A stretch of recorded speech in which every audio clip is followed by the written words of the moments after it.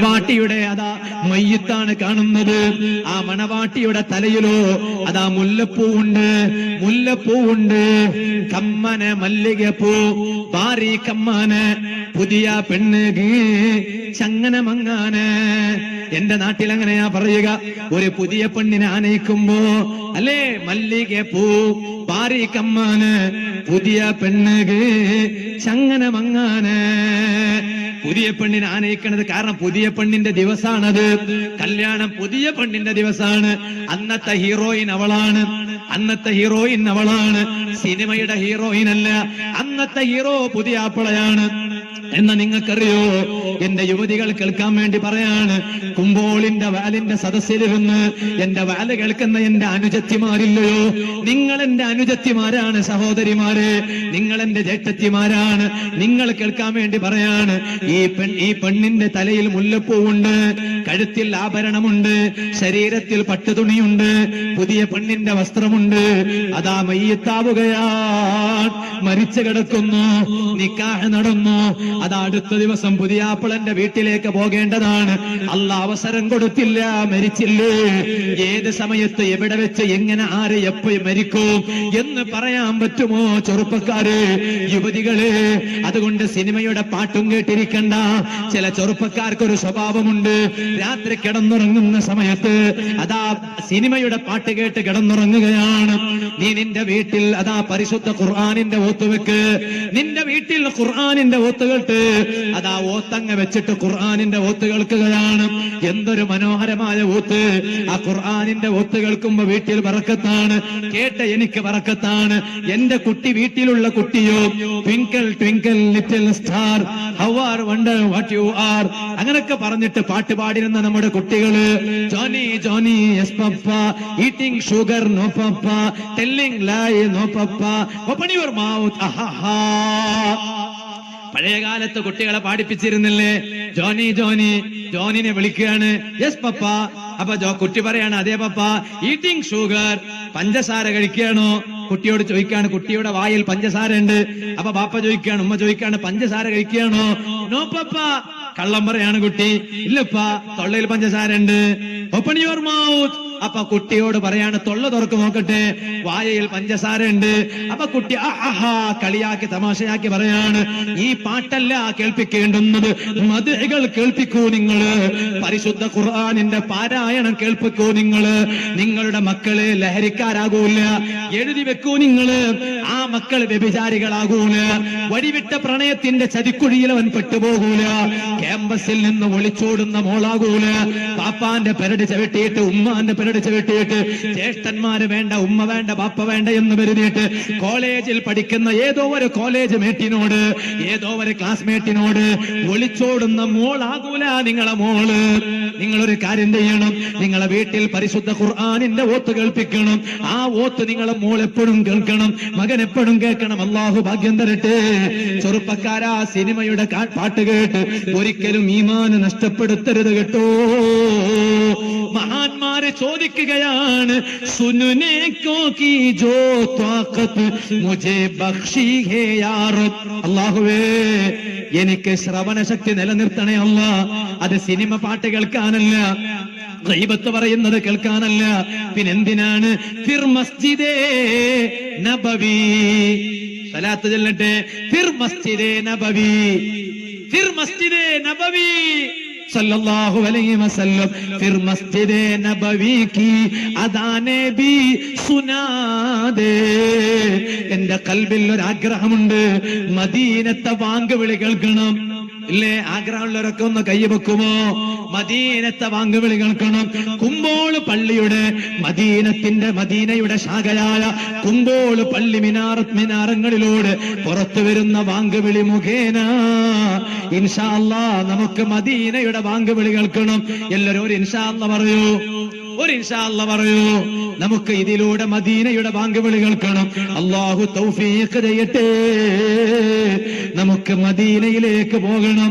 ഞാൻ എന്റെ സംസാരം അവസാനിപ്പിക്കുന്നു. മുഅ്മിനീങ്ങളെ നിർത്തട്ടെ.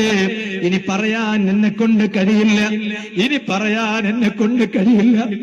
മദീനയെ കുറിച്ച് എത്ര പറഞ്ഞാലും അത് പറഞ്ഞു തീർക്കാൻ കഴിയില്ല. മദീനയെ കുറിച്ച് എത്ര പറഞ്ഞാലും അത് പറഞ്ഞു തീർക്കാൻ കഴിയില്ല. ലോക നേതാവിനെ കുറിച്ച് എത്ര പറഞ്ഞാലും പറഞ്ഞു തീർക്കാൻ കഴിയില്ല. പക്ഷെ ഈ വഅദ് അവസാനിപ്പിക്കുമ്പോ എനിക്കൊരാഗ്രഹമുണ്ട്, നിങ്ങൾക്കും ഒരാഗ്രഹമുണ്ട്. എന്താണ് ആഗ്രഹം? ഒന്നിരിക്കലോ മദീനയിൽ മരിക്കണം. ഇല്ല, മദീനയിൽ മരിക്കാൻ കഴിയില്ലേ? എല്ലാവർക്കും അല്ലാഹ് ഭാഗ്യം കൊടുക്കൂല. ജന്നത്തുൽ ബഖയിൽ പോയി അന്തിയുറങ്ങുന്ന എത്ര ആളുകളുണ്ട്, പക്ഷെ എല്ലാവർക്കും അല്ലാഹ് ഭാഗ്യം കൊടുക്കൂല. ആശിഖീങ്ങൾ അല്ലാഹുവിനോട് ചോദിച്ചത് അതല്ലേ? പ്രധാനപ്പെട്ട ആശിഖല്ലേ സയ്യിദുനാ ഉമർ ഇബ്നുൽ ഖത്താബ്. മഹാനവരുകൾ എന്നും ദുആ ചെയ്തിരുന്നൊരു ദുആയില്ലേ? അല്ലാഹുമ്മ ജഅൽ മൗതി ഫീ ബലദി നബിയിക സല്ലല്ലാഹു അലൈഹി വസല്ലം. അല്ലാഹുവേ, എന്റെ മരണം നിന്റെ നബിയുടെ നാട്ടിൽ വെച്ചാക്കണേ അല്ലാഹ്, മദീനയിൽ വെച്ചാക്കണേ അല്ലാഹ്. ഉമർ ഇബ്നുൽ ഖത്താബ് തങ്ങൾ ദുആ ചെയ്തില്ലേ? മദീനയിൽ മരിക്കാൻ ആഗ്രഹിച്ചിട്ടല്ലേ? പക്ഷെ ആ ഭാഗ്യം എല്ലാവർക്കും ലഭിക്കണമെന്നില്ല. ആശിഖീങ്ങൾ അത് അല്ലാഹുവിനോട് ചോദിച്ചു വാങ്ങില്ലേ? ഏ കാശ് മദീനെ മേ മുझे मौत यूं आए, कदमों में तेरे सर हो मेरी रूह चले हो.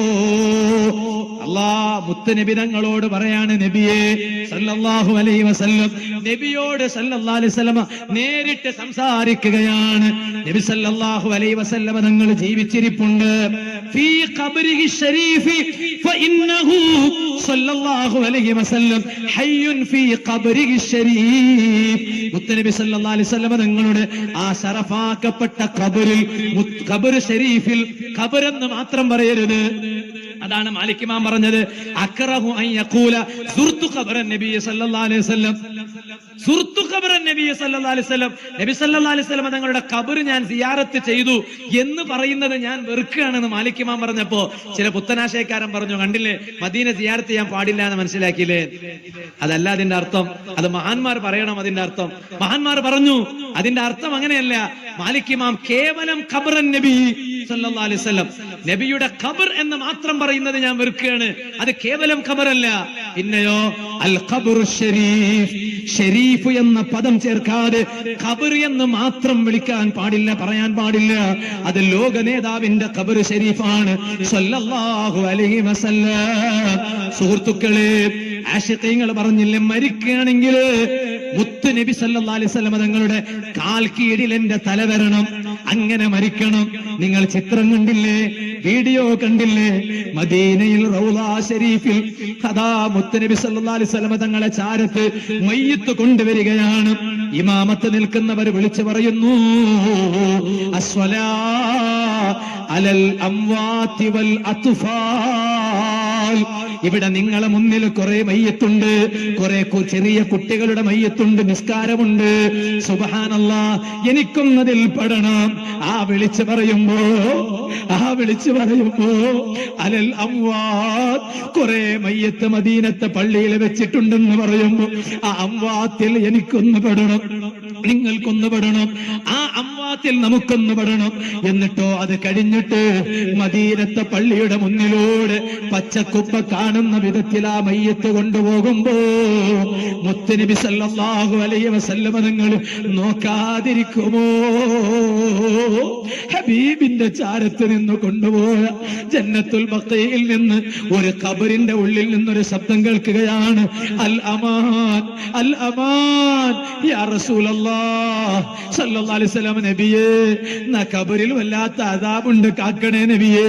മുത്തുനബി തങ്ങൾ ഇടപെട്ടു എന്നല്ലേ ചരിത്രം പറയുന്നത്. എന്നാൽ ആ ഭാഗ്യം നമുക്ക് കിട്ടണം. പക്ഷെ ആ ഭാഗ്യം എല്ലാവർക്കും കിട്ടണമെന്നില്ല.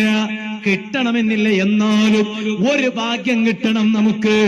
മരിക്കണ സമയത്ത് ഇബ്ലീസ് പാത്രത്തിൽ വെള്ളവുമാടി വരുമ്പോ തലഭാഗത്ത് വന്നിട്ട് നമ്മളെ വസ്വാസാക്കും, കാലുഭാഗത്ത് വന്നിട്ട് ശല്യം ചെയ്യും. ഇബ്ലീസിന്റെ ശല്യത്തിൽ പെടാതിരിക്കാൻ, ഈമാനോടെ മരിക്കാൻ മുത്തുനബി തങ്ങളെ മരിക്കണ സമയത്ത് സല്ലല്ലാഹു അലൈഹി വസല്ലം ഒന്ന് കാണണമെന്ന് ആഗ്രഹമുള്ളവർ കൈ വെക്കുമോ? അള്ളാഹു നമുക്ക് ഭാഗ്യം തരട്ടെ. ഇന്നത്തെ അതിന്റെ സദസ്സിൽ നിന്ന് പിരിയുമ്പോ ആ നീയത്തോടുകൂടെ പിരിയണം. ദുആ ചെയ്ത് പിരിയുമ്പോ ആ നീയത്തോടുകൂടെ പിരിയണോ. ഏത് രോഗം അല്ലാഹു തആല പിന്നെ ഇറക്കിയിട്ടുണ്ടെങ്കിലും അതിന് അല്ലാഹു തആല മരുന്നും അവതരിപ്പിച്ചിട്ടുണ്ട്.